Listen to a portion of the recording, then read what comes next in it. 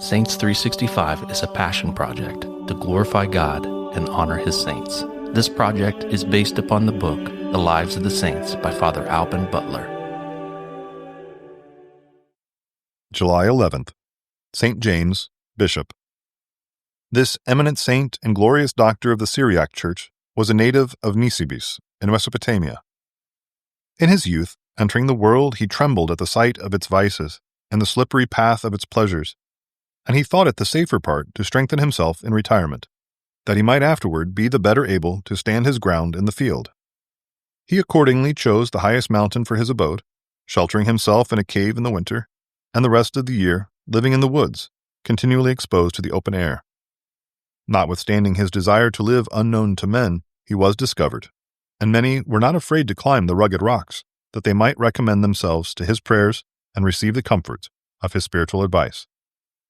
He was favored with the gifts of prophecy and miracles in an uncommon measure.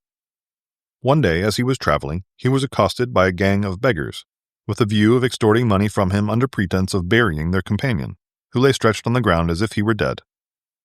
The holy man gave them what they asked, and offering up supplications to God, as for a soul departed, he prayed that his divine majesty would pardon him the sins he had committed whilst he lived, and that he would admit him into the company of the saints. As soon as the saint was gone by, the beggars, calling upon their companion to rise and take his share of the booty, were surprised to find him actually dead. Seized with sudden fear and grief, they shrieked in the utmost consternation, immediately ran after the man of God, cast themselves at his feet, confessed the cheat, begged forgiveness, and besought him by his prayers to restore their unhappy companion to life, which the saint did. The most famous miracle of our saint was that by which he protected his native city from the barbarians. Sapor II, the haughty king of Persia, besieged Nisibis with the whole strength of his empire, while our saint was bishop there. The bishop would not pray for the destruction of anyone, but he implored the divine mercy that the city might be delivered from the calamities of such a long siege. Afterward, going to the top of a high tower, and turning his face toward the enemy, and seeing the prodigious multitude of men and beasts, which covered the whole country, he said, Lord, thou art able by the weakest means to humble the pride of thy enemies. Defeat these multitudes by an army of gnats. God heard the humble prayer of his servant. Scarce had the saint spoken the words, when whole clouds of gnats and flies came pouring down upon the Persians, got into the elephants' trunks and the horses' ears and nostrils, which made them chafe and foam, throw their riders, and put the whole army into confusion and disorder.